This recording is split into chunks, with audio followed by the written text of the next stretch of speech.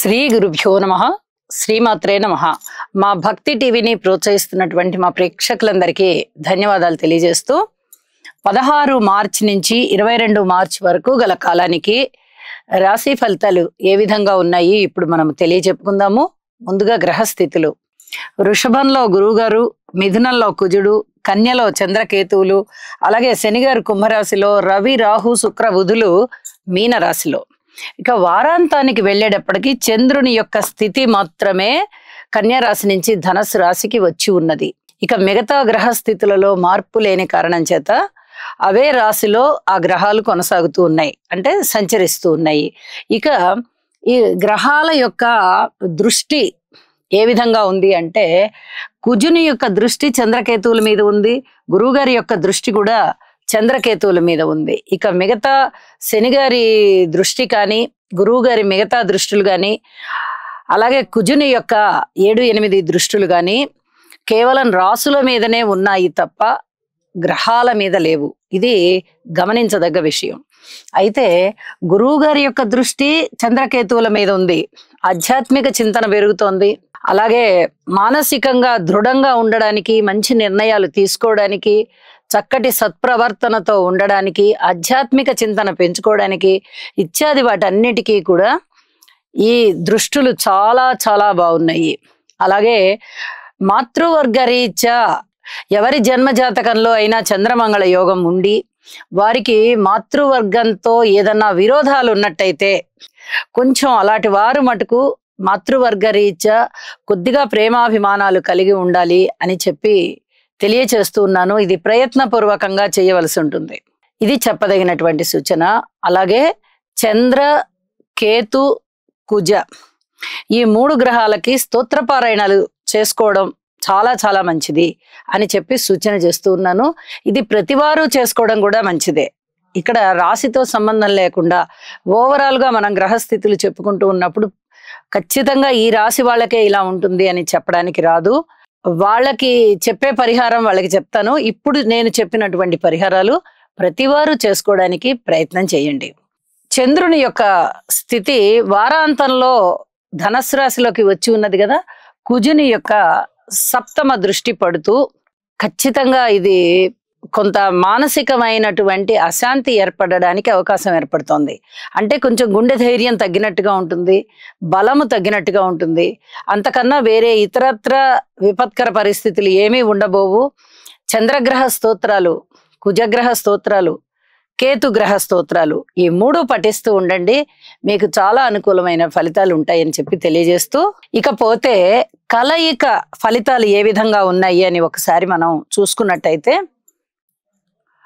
రవి రాహు శుక్ర బుధుల యొక్క స్థితి మీన రాశిలో ఉంది. 4 గ్రహాల యొక్క కలయిక జలతత్వ రాశిలో కలుస్తూ ఉంది. ఇది కొంచెం చెప్పదగినటువంటి సూచన. గురుస్థానం మంచిదే, జలతత్వ రాశి మంచిదే. కానీ ఇక్కడ బుధుడు నీచలో ఉన్నారు, శుక్రాచార్యుల వారు ఉచ్చలో ఉన్నారు. రవి రాహుల యొక్క కలయిక జరుగుతోంది. శుక్రాచార్యుల వారు రాహుతో ఉన్నారు, బుధుడు రాహుతో ఉన్నారు, రవి రాహుతో ఉన్నారు. ఈ రకమైనటువంటి పరిస్థితి శారీరకమైన బలహీనతలు, అలాగే వినికిడి సమస్యలు, చర్మానికి సంబంధించిన ఇబ్బందులు, స్త్రీలతో ఇబ్బందులు, అలాగే వైవాహిక జీవితంలో ఇబ్బందులు, వివాహాది శుభకార్యాలు కుదరడానికి కూడా చాలా వరకు ఆటంకాలు ఉండడము, అలాగే పితృవంశ దోషం. ఇది ఎవరికైతే జన్మజాతకంలో ఉండి రవి రాహుల కలయిక జరుగుతుంది ఇక్కడ, ఈ పితృవంశ దోషము ఎవరికైతే జన్మజాతకంలో ఉండి వాళ్ళు పరిహారాలు చేసుకోలేదో అలాంటి వాళ్ళకి కొన్ని రకాలైనటువంటి ఇబ్బందులు ఉండడానికి అవకాశం ఉన్నది. కాబట్టి తప్పనిసరిగా పితృవంశ దోషం ఉన్నవారు నారాయణ బలి అనేటటువంటి కార్యక్రమాన్ని నిర్వహించుకోవాలి. తండ్రి ఉన్నవారు తప్పనిసరిగా తండ్రి గారి చేతనే ఆచరింపజేయాలి. తండ్రి లేనివారు మాత్రమే కొడుకు చేయాలి. ఒకవేళ తాతగారు జీవించి ఉన్నారనుకోండి, తాతగారే చెయ్యాలి, తండ్రి గారి తండ్రి. ఆ హెడ్ ఆఫ్ ద ఫ్యామిలీ ఎవరైతే ఉన్నారో వాళ్ళు చెయ్యాలన్నమాట. ఇది తండ్రి గారు చేస్తే కొడుకులందరికీ వస్తుంది, కొడుకు చేస్తే ఎవరు చేస్తే వాళ్ళకి మాత్రమే వస్తుంది. ఇప్పుడు ఒక కొడుకు ఉన్నారనుకోండి, ఒకళ్ళే చేసుకుంటారు తండ్రి లేని పక్షంలో. తండ్రికి 2 కొడుకులు ఉన్నారనుకోండి, తండ్రి లేరు, అన్నదమ్ములు 2, అలాంటప్పుడు ఇద్దరు అన్నదమ్ములు నిర్వహించుకోవాలి. ఇది చెప్పదగినటువంటి సూచన. రాబోయేటటువంటి వారం రోజుల కాలంలో, ఈ 22వ తారీఖు నుంచి ఇంకొక వారం రోజుల కాలంలో షష్టగ్రహ కూటమి ఏర్పడుతూ ఉన్నది. కాబట్టి ఈ రకమైనటువంటి దోషానికి తప్పనిసరిగా ఫలితం కనిపిస్తూ ఉంటుంది ఇంతో అంతో. దాన్ని నివారించుకోవడానికి ఈ నారాయణ బలి చేసుకోవాల్సిందిగా సూచన. నారాయణ బలి చేసుకున్న వారు రవి రాహు స్తోత్రాలు పారాయణ చేసుకోండి. ఇది చెప్పదగినటువంటి సూచన. ఇక రాసుల్లోకి వెళ్దాం. కర్కాటక రాశి. కర్కాటక రాశి వారికి తృతీయ స్థానంలో చంద్రకేతువులు బాగున్నారు. నవమ స్థానంలో శుక్రాచార్యులు వారు బాగున్నారు. ఏకాదశంలో గురువు గారు బాగున్నారు. 4 గ్రహాల యొక్క ఉత్తమమైన ఫలితాలు ఇక్కడ కనిపిస్తూ ఉన్నాయి. ఊహించని విధంగా లాభాలు వస్తాయి వీరికి. అలాగే అన్నదమ్ముల సహాయ సహకారాలు బాగున్నాయి. వస్త్ర లాభాలు ఉన్నాయి, వస్తు లాభాలు ఉన్నాయి, ద్రవ్య లాభాలు ఉన్నాయి, అనేక రకాల లాభాలు ఉన్నాయి. ఏదైనా నిర్ణయాలు తీసుకోవడంలో కొంచెం మీరు ఘనత వహిస్తారు. కుటుంబం పట్ల మరికొంత బాధ్యత పెరుగుతుంది. ఇది చెప్పదగినటువంటి సూచన. పితృవర్గ రీత్యా కొంచెం జాగ్రత్తగా ఉండవలసినటువంటి కాలంగా తెలియచెప్తూ ఉన్నాను. మాతృవర్గ రీత్యా కొంచెం కష్టం పెరిగేటటువంటి కాలం. వారికి కాయ కష్టం పెరుగుతుంది, శారీరకమైన కష్టం పెరిగేటటువంటి కాలంగా కనిపిస్తుంది. సంతానం బాగున్నారు. రుణాలు తీరిపోతాయి. ధన ఆదాయం పెరుగుతుంది. వివాహాది శుభకార్యాలు కుదరడానికి అనుకూలమైన కాలంగా ఉంది. కొత్త కుటుంబ సభ్యుల రాక మీకు చాలా ఆనందాన్ని ఇస్తుంది. వ్యవసాయదారులకి బాగుంది, డాక్టర్స్కి బాగుంది, లాయర్స్కి బాగుంది, టీమ్ లీడర్స్కి బాగుంది.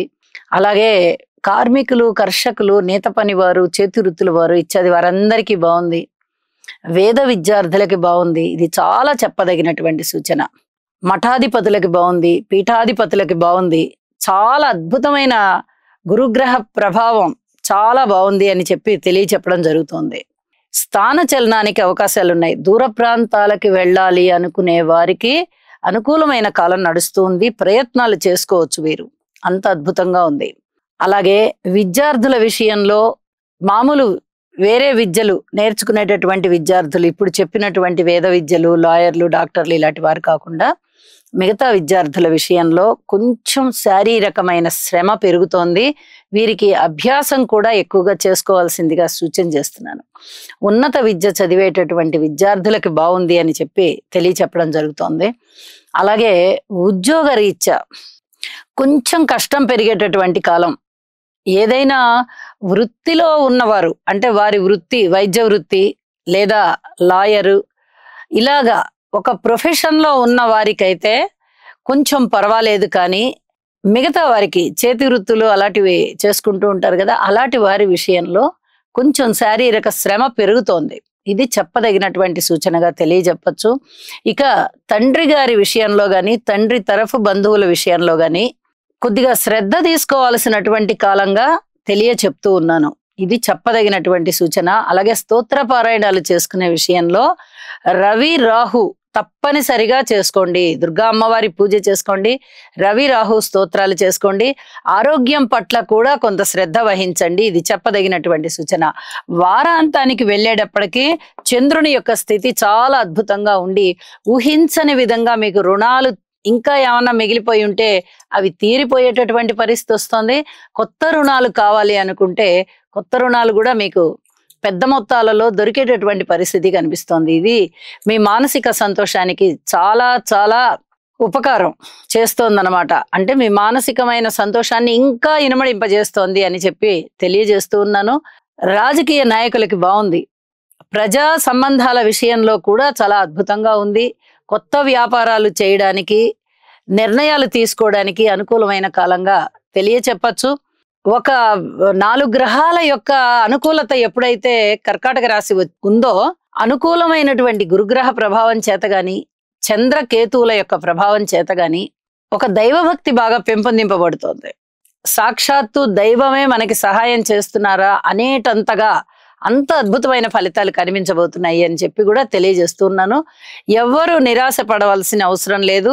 చాలా చక్కటి ఫలితాలు కర్కాటక రాశి వారికి ఉన్న కారణం చేత ఈ చెప్పిన పరిహారాలు చేసుకుని మరింత మనశ్శాంతి పొందండి. శుభం.